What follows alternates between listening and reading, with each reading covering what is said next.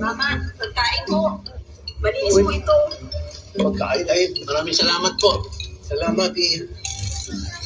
Ang babait ng mga tao dito po.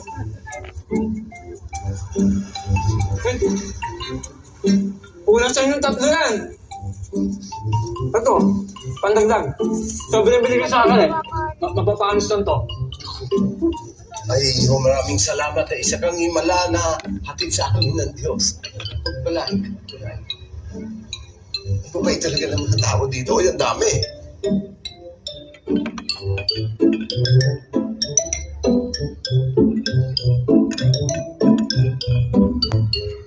Mga padre, wala po nangyari?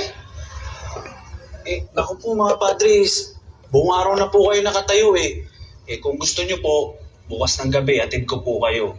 Para din po makapasal po kayo.